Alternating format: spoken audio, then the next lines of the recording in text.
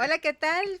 Bienvenidos a Psico Podcast, entre neuronas y risas. Estamos aquí, este grupo de entrañables amigas universitarias que estamos haciendo nuestros estudios de posgrado y bueno, hemos decidido tener este espacio para conversar sobre las cosas de las cuales estamos aprendiendo y conociendo.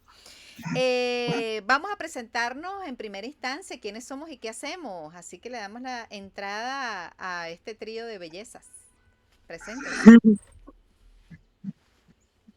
Hola, hola, ¿cómo están? Bueno, por acá les habla Bismar García, estudiante de audiología. Un placer estar en este compartir de pensamientos y conocimientos. Bárbara. Hola, buenas, Bárbara Escalona, estudiante de fonoaudiología. Y bueno, feliz de estar aquí para compartir un poco sobre nuestros conocimientos. Muy bien, Carelis. Liz, Carelis Egaña, estudiante de neurociencia, muy complacida de estar en este podcast para compartir nuestros conocimientos. Bueno, y quien les habla, Claudia Jaimes. Yo soy estudiante de la carrera de educación. Y bueno, fíjense que a partir de nuestras diferentes perspectivas, desde las ciencias duras hasta las ciencias blandas, bueno, vamos a hablar de este tema de interés que nos atañe. ¿Y cuál será ese tema? El día de hoy vamos a tener un invitado teórico especial que no es otro que Jean Piaget. Jean Piaget, que habla sobre su teoría del desarrollo cognitivo, pero creo que antes de iniciar es importante hacer un comentario. Vamos a ubicarnos en tiempo y en espacio. Piaget, por allá en 1920, propone formalmente esta teoría. Pero ¿qué sucede en ese momento? Las personas, en particular los niños, no eran considerados niños, eran considerados adultos pequeños.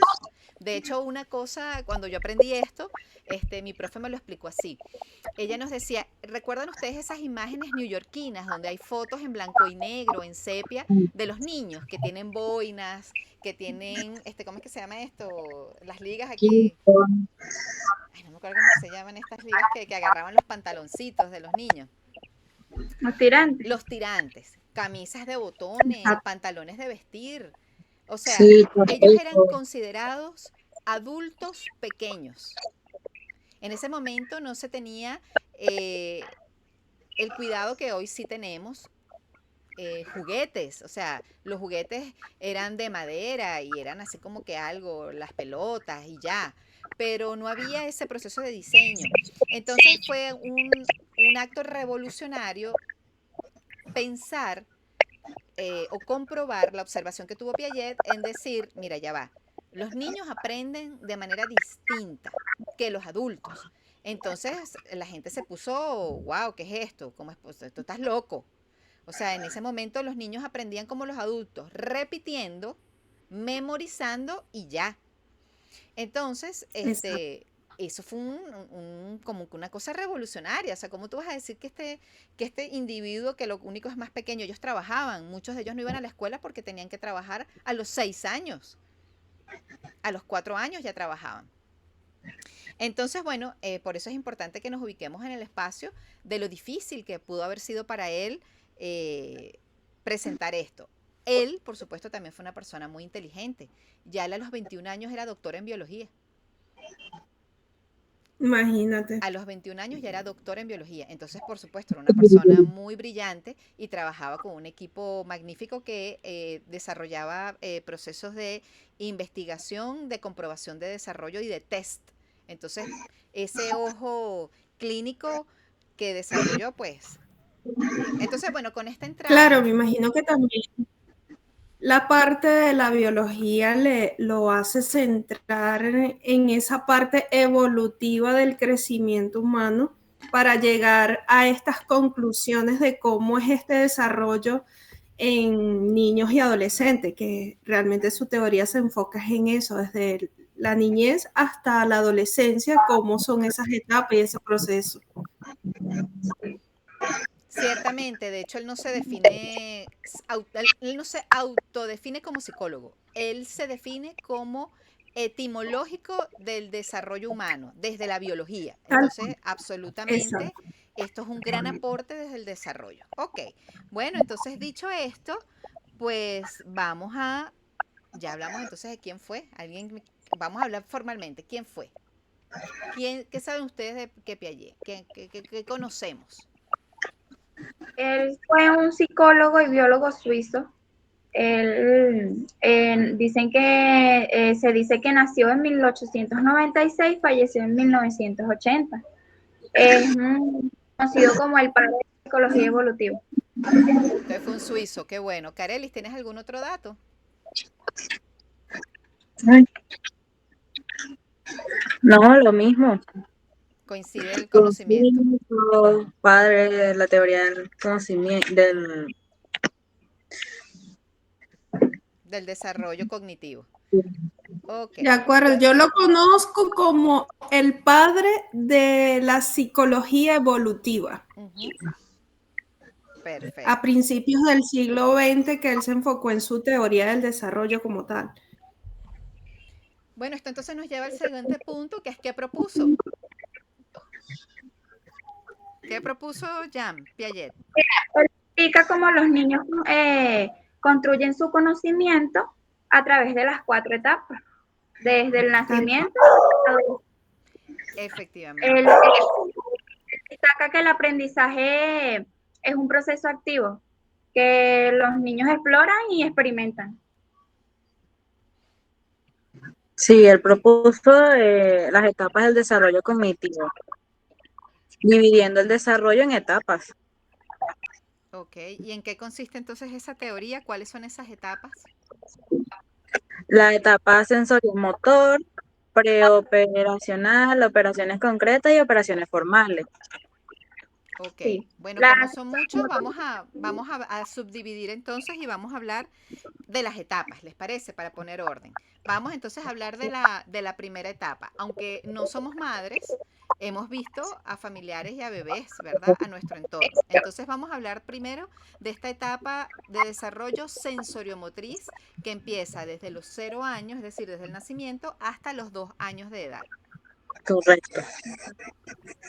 Sí, una etapa bastante, digamos, importante, porque es la etapa donde el niño trabaja a través de los sentidos y la acción. O sea, descubre parte de su lenguaje, va explorando y va explorando con, digamos, sí, con todo su sentido, todo lo que es tacto, vista, audición, Ujú. quizás hasta tararear algunas palabras. vulgarmente balbucear, como dicen. Ajá, Carelis. Bueno, desde la neurociencia, ¿qué pasa en el cerebro del bebé? Bueno, su cerebro se está desarrollando la corteza motor y sensorial, formando conexiones que le permiten gatear, agarrar objetos, recordando esta, aunque no lo sepa conscientemente. O sea, imaginarnos a un bebé literalmente de 0 a 2 años no habla, no camina todavía, algunos no caminan y no razona como tal, pero para él está conquistando el mundo agarrando cosas, probándolas, metiéndoselas a la boca, porque esa es su manera de experimentar. Efectivamente, Jean Piaget describe a los niños como grandes exploradores en esta etapa. Ellos están en una permanente experimentación, en una expiación, conociendo. Primero, desde los 0 a los 4 meses, se da cuenta que hay un entorno, hay algo fuera de él y empieza a tener coordinación con esas manitos. ¿Ok? Que le van a servir para tomar las cosas de manera tosca. Creo que Bárbara tenía allí unos ejemplos específicos de lo que os sucedía con el bebé cuando manipulaba Sí, objetos. sí, es como por decir un bebé de 8 meses, él agarra un juguete y lo lanza.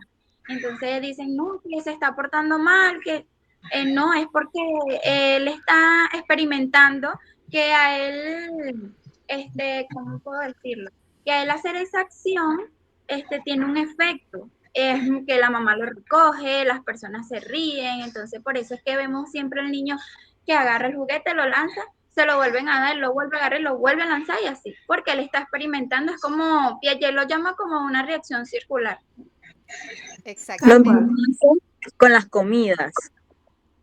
Se la embarra en la boca, en la ropa, la agarra fuerte, se la lanza a la mamá y la mamá le dice que no, y él está viendo ese efecto que está teniendo. Le está experimentando con esa comida por primera vez. No solamente se la está tragando, le está haciendo un arte con esa comida. Oliendo. Está descubriendo nuevas cosas. Correcto. Entonces, fíjense, por eso es que nosotros también tenemos que ser condescendientes con nuestros hermanitos, con nuestros futuros estudiantes pequeños, porque por eso está ese dicho popular, hay que dejar a los niños ser niños, porque hay etapas. Entonces, estas cosas que estamos mencionando, de golpear, de lanzar, quizás para nosotros como adultos tiene un significado, es, ay, está molesto, está irritado. No, él está explorando y eso es algo absolutamente normal. Es parte de su desarrollo. Sí, como cuando, no sé si les ha pasado, pero siempre pasa, que cargan un bebé por primera vez, ¡plá! Les agarra el pelo. El cabello. O la cadena, los lentes también. Ay, Dios mío. O buscan en mujeres la mamá de la mamá, aunque no seas la mamá. Ellos tienen ese instinto de ir tocando, ir oliendo, y ya saben que ese es un lugar donde ellos se sienten felices y también ellos buscan. Eso son situaciones esperadas para estos niños pequeñitos. Entonces es importante que las mamás que tienen niños, especialmente las más jóvenes, y quizás las que no han planificado ser madres, que lamentablemente Venezuela tiene una de las incidencias más altas de embarazos infantiles. Hay madres desde los 12 años de edad, entiendan estos procesos, y por eso estos espacios de conversación entre mujeres jóvenes son importantes para que la información llegue a las chicas que son madres primerizas y que entiendan el comportamiento de sus hijos y cómo deben actuar ellas ante ellos. Y también es un tema de culturizar, porque aún hay adultos, personas ya digamos, en una etapa madura, que no dejan que el niño tenga un desarrollo pleno. Todos se lo quieren como o esquivar o negar y no se dan cuenta que esto tiene un sentido, un porqué para, digamos, sí, el desarrollo de esta personita. Ese es el tema de la sobreprotección. O sea, es increíble. No hagan ruido porque el bebé se va a despertar. Tienes gripe, no vengas, no lo toques. No sí, lo cómo pueden tocar, desarrolla los igual. anticuerpos y cómo desarrolla la audición, cómo sabemos si oye o no oye. Dígame en audiología, ¿verdad, Bismarck? Que ahí te enseñan que cuando hay un ruido, el niño probablemente se exalta, se despierta. ¿Y qué indica eso? Tal cual, es así, o sea, de verdad es por eso digo que esta etapa de 0 a 2 años es muy precisa, digamos, en esta carrera de audiología, porque aquí podemos comprender su lenguaje, qué tanto está escuchando, cómo son las reacciones del niño, si está escuchando algo que le estás diciendo, si está guiándose por direcciones hacia donde fue generado el sonido. Entonces allí ya se puede ir descubriendo muchísimas cosas. ¿Cómo está el sentido auditivo en este infante? Claro, porque tú puedes ahí determinar si tiene audición parcial o bilateral. O sea, primero si está oyendo. Si el nene se exalta, alégrese porque usted está comprobando que su hijo está oyendo. Nosotros en la carrera de educación, nuestros profesores nos explican que hay mamás que se dan cuenta que sus hijos son sordos a los 3 años de edad. Wow. Una madre no se da cuenta que tras un portazo, un ruido, el bebé no se despierta.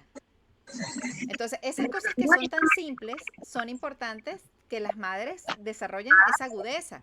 Y, ok, por ejemplo, el papá se despertó, pero puede ser que tú le hables de un lado y el bebé no voltee. Y le hablas del otro y sí voltea. Entonces, fíjense, Bismarck nos comenta que eso puede ser pérdidas auditivas que pueden ser unilaterales o bilaterales. Entonces, eso es importante. Tal cual. Igual que aquí entra mucho en la parte de audiología, lo que es el sistema vestibular, que es el que nos permite equilibrio.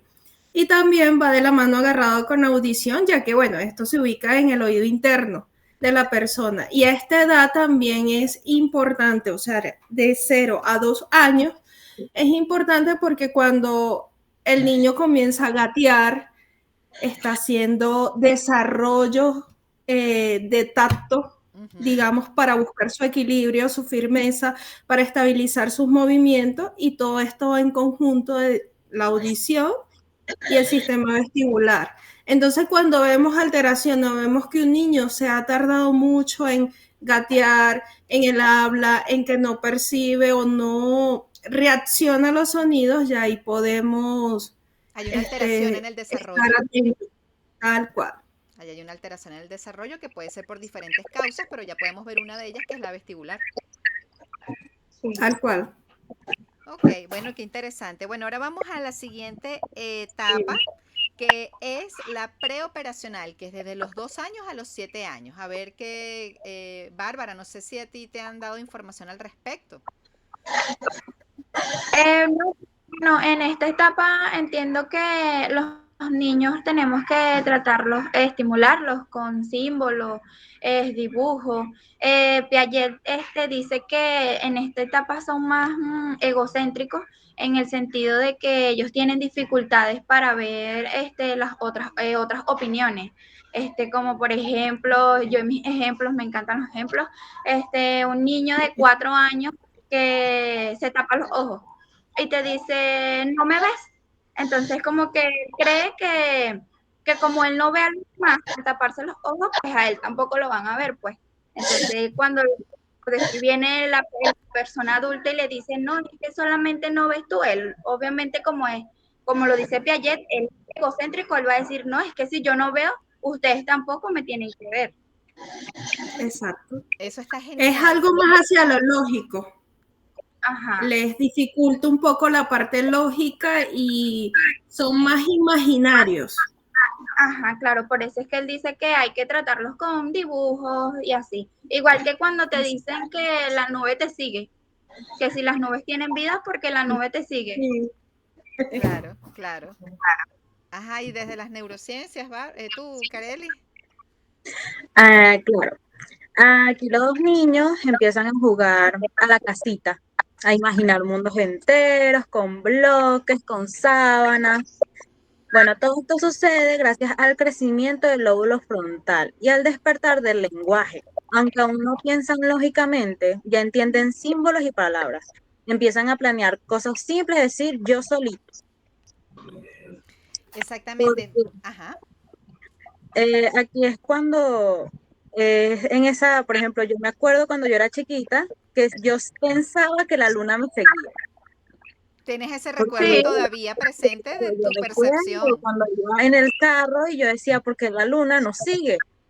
Porque en el carro siempre se veía la luna atrás. Claro. O No, sea, son cosas. eso es maravilloso. Fíjense que es tan importante, primero, para aterrizarlo, que los niños en esa etapa no pueden mentir y creen todo. Por lo tanto, esas mentiras que hacen los adultos, va a venir el coco, si te portas mal Sí. va a pasar esto, ellos realmente lo creen. Por eso vemos dentro de nuestras tradiciones culturales que viene Papá Noel, Santa Claus, el Niño Jesús, que viene el ratón Pérez, que vienen los Reyes Magos, y o sea, eso es cierto, eso es Y el completamente conjunto de cierto. Pascua. El conejito de Pascua, todas las princesas.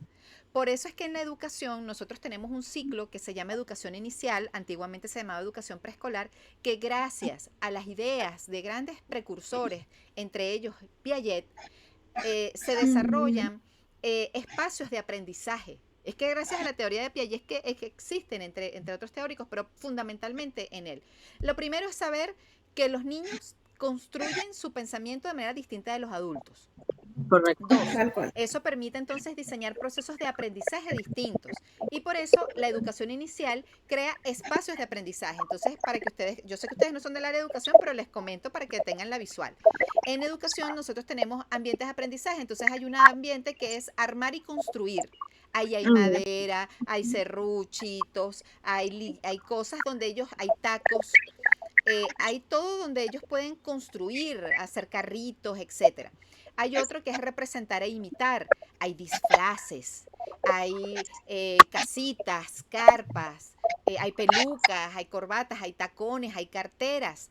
Y ahí es muy interesante porque nosotros podemos ver incluso en los niños pequeñitos que tienen inclinaciones, o sea, que son, por ejemplo, niños, pero que aman representar a la mujer, se ponen los tacones. Entonces tú vas a ver, por ejemplo, los niños con frecuencia, si son niños, juegan a la mamá y al papá, pero ellos tienen roles masculinos. Yo hoy te voy a buscar en el carro y o yo voy a ir a comprar o yo voy a castigarlo o sea, toman roles de juego masculinos. Pero cuando tú ves que este bebé masculino, que es niño, se pinta la boca, se pone los tacones, se pone la cartera y asume completos roles femeninos, ya tú ves cómo el cerebro, y no puedes cuestionar, tú no puedes intervenir, el niño está demostrando su proceso, entonces ya tú ves que el niño está teniendo estas tendencias naturales. Y por eso es que tú tienes que indagar, buscar acompañamiento del psicólogo para ver entonces cómo tú empiezas a trabajar esto con la familia, porque los padres masculinos los cercenan, los castigan, los condenan, y esto es algo que es espontáneo y natural. Claro. Por señalarles un ejemplo de la importancia de estos espacios de aprendizaje. Hay otro que es Claro. experimentar. Ajá, dígame. Yo considero también que esto tiene mucho que ver con el entorno del niño. Sí. O sea, cuando el niño está muy, digamos que es él y su mamá y la abuelita y una tía. O sea, él ve mucho esa parte femenina y él está en ese desarrollo, quizás aún no se, digamos, se define su sexualidad porque está muy pequeño, pero es parte de su desarrollo, porque es su entorno. Ya a medida de que las etapas van avanzando, él va viendo otras cosas. Igual pasa con las niñas que tienden a tomar esa actitud masculina también. Porque no tienen una figura paterna. O quizás el padre es muy presente. Exacto, también. Lo contrario. No tienen figura paterna y tienen puras figuras paternas. Entonces eso también, digamos que a nivel psicológico influye mucho, claro, no soy psicóloga, pero lo veo desde esa perspectiva, en las actitudes de ese niño.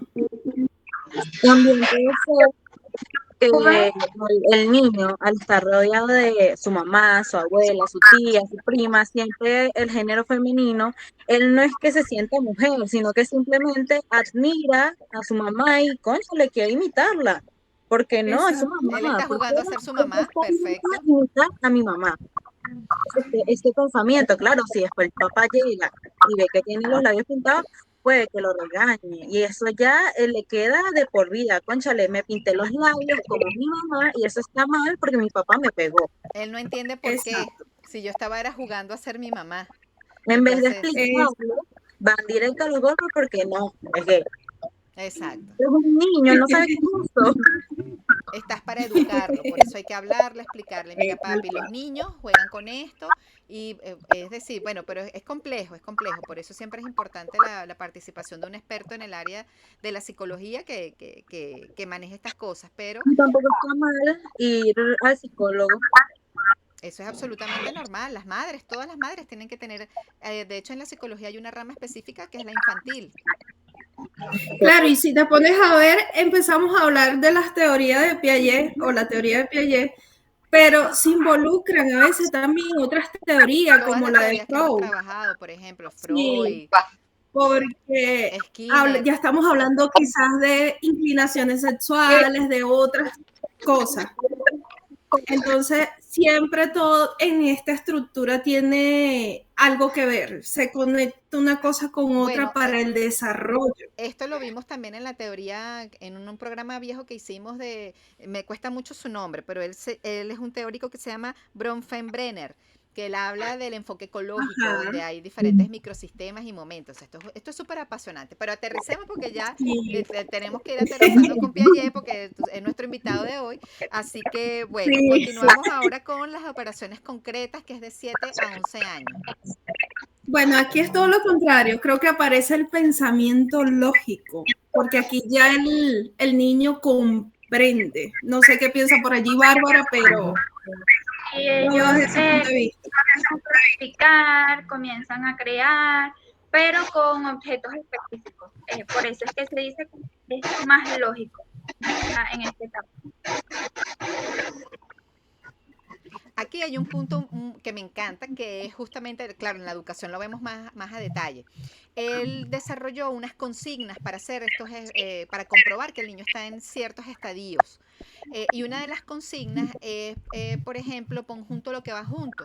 No le puedes dar más detalle, sino que para evaluar clasificación, la manera en la que él clasifique va a determinar en qué estadio está. Entonces, por ejemplo, si el niño clasifica por color, por forma, por función, por muchos criterios, bueno, ya te va a indicar que él está en X o cual etapa. Pero, por ejemplo, hay otra que es de conservación de líquidos, que es un típico ejemplo que él tiene, por ejemplo, esta cantidad, este envase, por ejemplo. Aquí tengo este líquido y si yo le agrego a este líquido, que es más grande, yo le pregunto al niño, ¿en dónde hay más agua? Y él me va a decir que aquí, si es un niño que está en la etapa preoperacional. Pero cuando ya está en las de las operaciones concretas, él te va a decir, te va a mirar como que, o sea, ¿qué me estás preguntando? Es la misma cantidad, o sea, porque ya racionaliza. Ya él va a decir, te va a criticar, te va a decir, bueno, ¿qué estupidez es esta? Pues, porque tú me preguntas esto. Mientras que en la etapa anterior infantil, él va a creer que hay más agua o que hay menos agua, y eso es develador. A mí me encanta esa parte. Correcto. Aquí los niños empiezan a entender que 5 más 5 es 10, 2 más 2 es 4, y no importa si hablas de caramelos, canicas, dulces, eso siempre va a ser así. ¿Por qué? Porque tus redes cerebrales se están conectando de forma más eficiente y empieza el razonamiento lógico, como ya mencionado anteriormente, y también empieza la empatía y la comprensión de normas. Ya son niños grandes. Exacto. Sí, Piaget lo ve como que ellos trabajan con la lógica, pero solo con objetos específicos, porque, por ejemplo, un niño de 9 años se coloca a ordenar palos de mayor a menor, y entonces si tú le sueltas la pregunta de qué pasaría si lo ordenas al revés, entonces como que aún le costará imaginarlo, tiene que, juro, hacerlo otra vez en físico para poder, por decir, responderte, pues, porque aún en la imaginación no lo hace. Pues lo dice Piaget en su teoría. Excelente. Bueno, hemos llegado entonces a las operaciones formales, que es desde los 12 años hasta la adultez. ¿Qué sucede entonces neurológicamente en ese cerebro? ¿Qué pasa con nuestras áreas, con nuestra corteza cerebral, para decir que ya estamos en el periodo de operaciones concretas? Ok. El corte prefrontal está como una obra en construcción, pero ya empieza a tomar decisiones complejas, imaginar futuro y formular hipótesis. En esta parte de adolescencia, nosotros ya empezamos a amar el amor adolescente, ¿cómo olvidarlo? Empezamos a pensar política, porque vemos nuestro alrededor. Estamos viendo, cónchale, este presidente, y también porque la gente se lo enseña a los niños, cónchale, qué es, no sé qué, y filosofía, porque nosotros... Entonces uno empieza a pensar qué va a ser más de grande, y también a eso se lo pregunta mucho a los niños. Ay, ¿qué quieres ser de grande? Ya a los 12 años. Y a partir de los 12 años tú ya empiezas en serio a pensar, ¿qué voy a ser de grande? Sí, es lo que Piaget llama pensamiento hipótico deductivo, sí. Hipotético deductivo, donde ya el tiempo es un elemento determinante. Ya puedo pensar en el futuro. De pequeño el futuro no existe, porque el mundo gira en torno a mí, mi realidad es aquí y ahora, y yo soy el rey del mundo. Por eso no presto crayones, y por eso le meto mordiscos a todo el mundo alrededor, porque esto es mío y punto. A todo el mundo. Sí. Ahorita es más yo y alrededor del mundo. ¿Qué va a pasar? ¿Qué es esto? ¿Por qué pasa esto? Esto también, cuando ves una película, te cuestionas por qué pasa eso en la película. ¿Por qué está pasando eso con el protagonista o la protagonista? ¿Por qué hizo eso o no hizo esto? O sea, uno empieza a pensar también en que yo no haría eso si fuera el protagonista o la protagonista. No sé si les ha pasado que ustedes ven una película y dicen, berro, pero qué tonta. Sí, Sí, bueno, esa justicia, es muy complejo. de pensar en ese momento. Ok, bueno, entonces, ahora vamos con los conceptos fundamentales. Hay varios conceptos, pero creo que hay particularmente dos de ellos que son la asimilación y la acomodación. La asimilación es entendida como esa incorporación de nueva información a esquemas existentes y la acomodación, modificar esquemas para nueva información. Toda esta dinámica tiene un concepto que es el de la adaptación. No sé si quieran comentarnos su experiencia.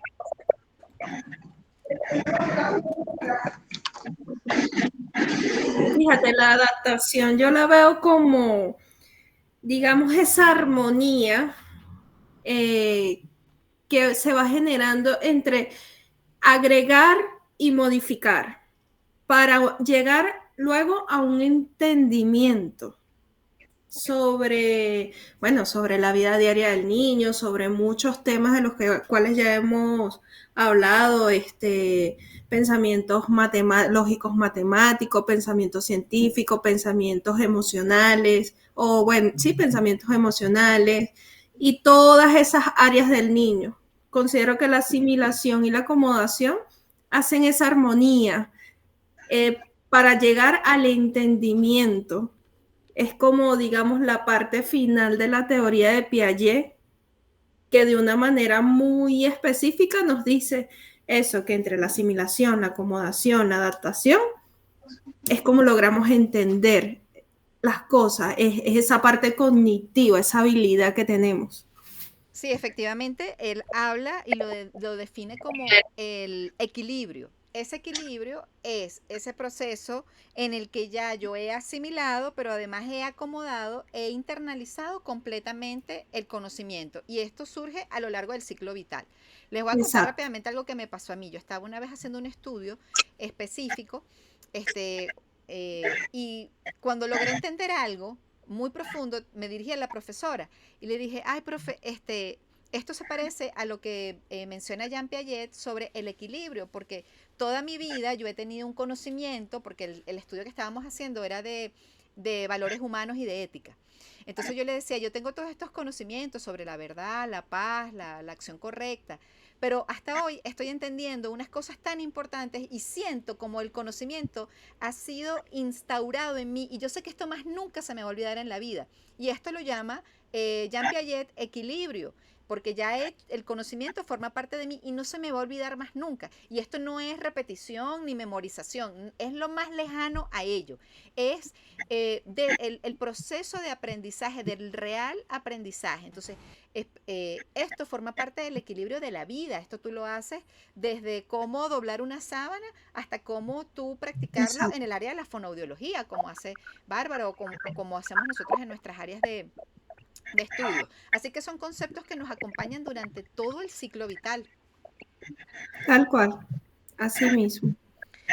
Bueno, chicas, dicho esto, vamos a nuestra última parte, que son críticas y vigencia actual. A ver, ¿qué críticas le han hecho a Jean Piaget?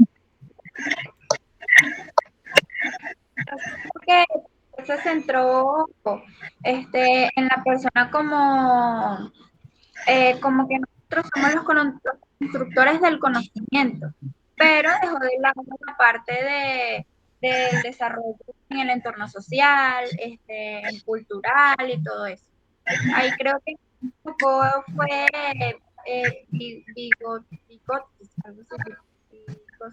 no lo sé pronunciar bien. Sí, Vygotsky. Ajá, él se centró más en cómo nosotros trabajamos el conocimiento y así, no como que en lo cultural, que ayuda bastante el entorno social, como lo estábamos hablando en las primeras etapas. Claro, se dice que Piaget subestimó el rol social y Vygotsky se enfocó más que también el desarrollo va con el entorno cultural. Y bueno, Claro. yo también considero que la cultura incide mucho, porque bueno, si Piaget dice que el niño explora actitudes de 0 a 2 años, de que se llena de comida, de que lanza cosas, pero si hay una cultura en ese hogar donde no hagas esto, no te sientes, no mires, no, y no lo dejan desarrollar eso. Entonces, esto también incide en el desarrollo del niño. Si él no puede explorar abiertamente toda su naturaleza, obviamente siempre va a quedar algo ahí como obstaculizado. Entonces me imagino que hagamos un equilibrio entre lo que es la parte del entorno cultural y cognitivo, como lo ve Piaget. Sí, yo también lo veo así. El ambiente familiar es muy importante y es algo que como que no se ve en estas teorías. El ambiente del niño, y también hay muchos factores por los que puede que ese niño no logre estas etapas cognitivas justamente a esas edades. Puede que el que estén tan específicas las edades sea un tema a debatir, porque tú dirás, es que yo aprendí a gatear a los 3. O sea, son cosas que pasan. Y Sí, todo el tema de generalización. Aquí el generalizó y no sé qué, entonces puede que eso sea una crítica constante. sí, cuando comienzan las mamás de que no, todo a su debido tiempo, él en cualquier momento habla, en cualquier momento camina, yo no sé qué, pero entonces sí, tenemos que tomar en cuenta que ahí, él se hizo sus exploraciones, ¿cómo se puede decir? Sus proyectos y todo eso, pues sus investigaciones y cada tiene su etapa, pero sí se preguntan, pues hoy en día que hay gente que considera que el desarrollo puede ser más gradual, o sea, que en cualquier momento él lo va a hacer porque mi hijo primero, tuve 3 hijos, entonces el primero habló a los 2, el otro al primer año y el otro a los 5 años, entonces como que también nosotros como seres humanos a veces no. Bueno, fíjate, Piaget lo ve de 0 a 2 años. Pero si te pones a ver, a veces hay cosas que durante el desarrollo embrionario inciden. Hay que ver también cómo fue ese embarazo de la mamá, porque de acuerdo a eso es donde vemos niños quizás con habilidades más rápidas, más hiperactivos o menos hiperactivos. Y el niño está escuchando desde allá adentro, quizás no tiene una conciencia, pero ya él va desarrollando. Entonces se ligan muchas cosas. Para dar una crítica, digamos, en la teoría de Piaget, que es muy buena, pero debemos enlazarlas con otras. Sí, es que las teorías del desarrollo son tan apasionantes que Sí. hay una relación transversal, ese es el nombre, hay una relación transversal en cada una de ellas. Y justamente esto, dentro de las observaciones que le hacen a él, bueno, en primera instancia que no habló específicamente del desarrollo del lenguaje, pero me parece realmente esta observación un poco, no sé, como fuera de lugar, porque el poder haber descrito desde la biología, las etapas de maduración que ya Carelis nos ha explicado desde la neurociencia, qué sucede con el cerebro frontal, qué pasa con las estructuras biológicas, o sea, el hecho de que yo no hable de todos los elementos del área motora, del área emocional, no menosprecian un gran aporte Claro. de las estructuras de cómo yo desarrollo el pensamiento. Esto es un poco abogando por la importancia y el valor de Piaget. Es que sin Piaget no existiera McDonald's, porque la comida infantil fue un gran éxito. Sí. A propósito de la observación de una mamá peruana que dijo, no, vale, que era propietaria de un McDonald's en Perú, dijo, no, a mis hijos les gusta algo así especial y inventó la cajita feliz. Fue tan exitoso que McDonald's tomó esta idea y es ahora su punta de lanza, todo lo infantil, por eso los colores, por eso los payasos tienen esos colores primarios, rojo, amarillo, azul, que llaman la atención, o sea, el diseño de los juguetes, grandes empresas como Chrysler, todo lo que son los diseños infantiles, lo debemos a él. Entonces es muy importante reconocer su Claro. importancia en nuestra cotidianidad, incluso en los alimentos. O sea, esta diferencia entre adultos y niños no existía antes. Todos éramos adultos. Ok. Sí, Otro de Es los algo que hoy aspectos, en día es loco. sí, Pensar que un niño puede ser adulto es algo en este momento es descabellado. normalmente, y hoy en sí. día es muy común yo soy adulto, yo entiendo más, pero es un niño. Y hay personas que lo piensan así.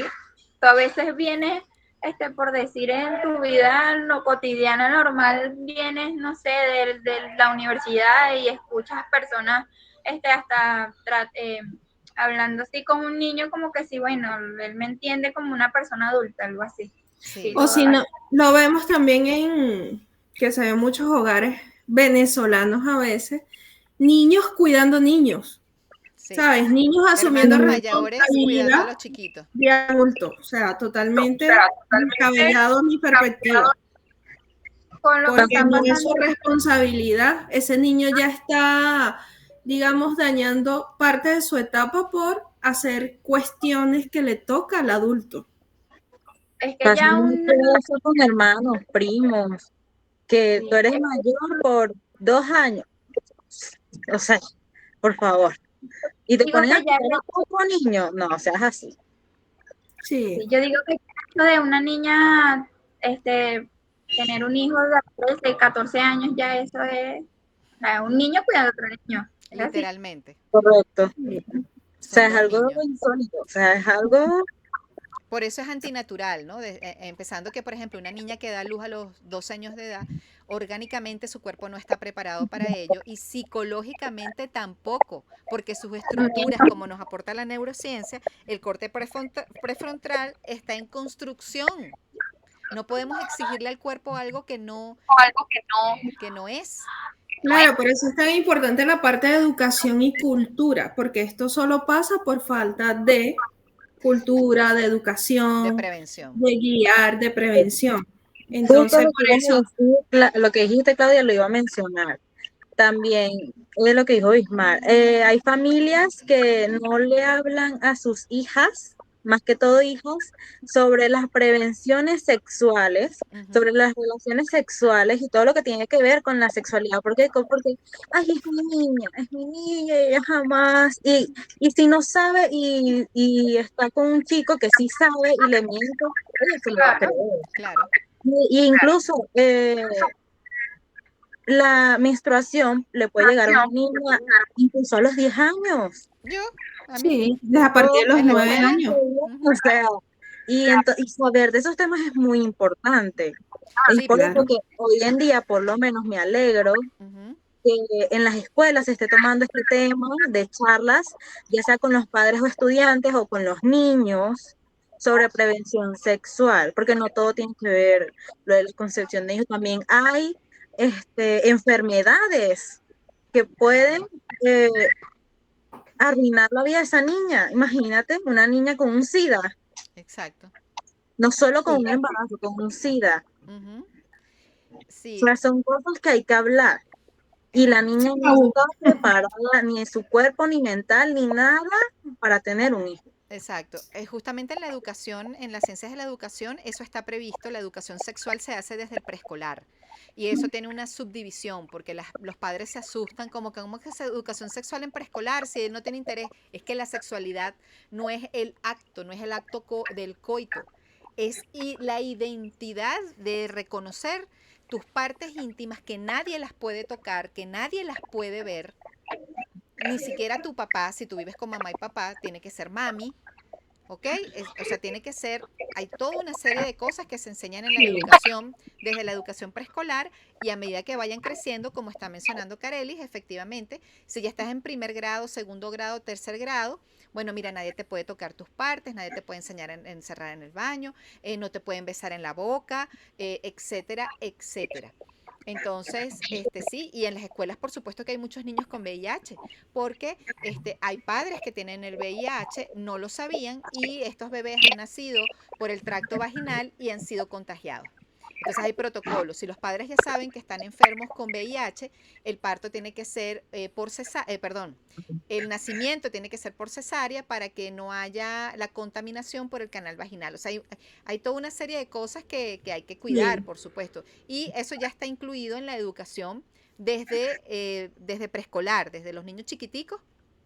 esos temas se van abordando en la escuela porque, bueno, son hiper necesarios. Bueno, para cerrar, chicas, una de las cosas que sí quería mencionar es la vigencia actual. El pensamiento piagetano está más vigente que nunca. Incluso han habido estudios en el que se ha puesto en práctica esto esta teoría del desarrollo, se han aplicado a niños en diferentes culturas, en diferentes partes del mundo, y adivinen cuáles son los resultados. Los mismos. Biológicamente el cuerpo tiende a tener esos estadios, por supuesto que pueden variar entre una edad y otra, y hay una pequeña variante cultural, pero realmente la teoría está vigente. Ahora bien, en este momento histórico es importante hacer un análisis. Justamente esta semana los creadores de la inteligencia artificial dijeron que estamos en un punto de no retorno. ¿Qué significa esto? Que ya no podemos hacer y destruir la inteligencia artificial y pensar que podemos retroceder a 5 años atrás. No es posible, ya no es posible. Ya las propias inteligencias artificiales pueden crear inteligencia artificial. Ellos dicen que en los próximos 10 años vamos a tener el desarrollo exponencial más importante que ha tenido la humanidad. Sí, nosotros podemos decir que en los últimos 100 años es que la humanidad ha tenido un desarrollo gigantesco con la creación de los automóviles, con la construcción de las viviendas, las ciudades, el acceso al agua, a la comida, a la higiene, a los baños. Nada de esto existía hace 150 años tal y como lo conocemos ahora. Entonces, la sociedad y la humanidad ha crecido en estos últimos 100 años. Pero los creadores de la IA dicen que ahora en estos 10 años es donde más vamos a desarrollarnos. Entonces, ¿qué sucede? El hecho de que estemos ahorita nosotros estimulados por pantallas que están teniendo cambios estructurales en el desarrollo cognitivo, que esto, como dice la historiadora, la hermana de Valentina Quintero, esto no es cuento, es historia, esto tampoco es cuento, esto es neurociencia.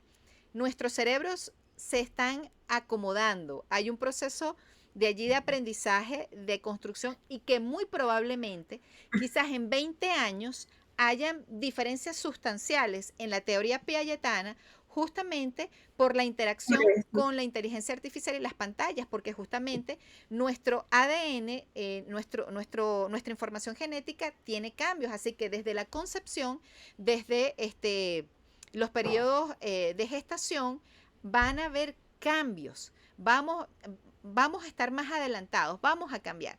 Y estos cambios pueden ser, por supuesto, positivos o negativos. Así que estos creadores de la inteligencia artificial dicen, bueno, es momento de que las ciencias empiecen a cuestionarse cosas, porque quizás en la medicina, cosas que nos podían llevar años, ahora nos van a llevar días. Los avances de la tecnología que nos podían demorar 20 años, ahora nos pueden demorar semanas. Entonces, estos próximos 10 años, el planeta va a evolucionar de una gran medida, pero el futuro da miedo. ¿Cómo vamos a pensar que en los próximos 50 años será la humanidad? Por supuesto, indiscutiblemente va a ser distinta que en este momento. Hoy estamos haciendo un podcast y después nos vamos a reunir a reír. ¿Se acuerdan lo que era un podcast? O sea, todo va a cambiar. Todo va a cambiar. Sí, todo evoluciona. Todo evoluciona. Entonces, yo sí creo que en este momento la vigencia de Piaget es indiscutible, pero no sabemos si en el futuro estas etapas van a modificarse en cuanto a nuestras estructuras neurológicas, en cuanto a cambios biológicos como tal. Bueno, no sé si quieren comentar algo o damos por cerrado nuestra participación. Creo que todo quedó muy bien, de verdad. Bueno, entonces nada, invitamos a nuestros a nuestros compañeros, que nuestra población por lo general es universitaria, a acompañarnos en nuestro próximo capítulo de Psicopodcast, Entre Neuronas y Risas. Bueno, viendo cómo aprendemos, cómo pensamos, cómo nos relacionamos.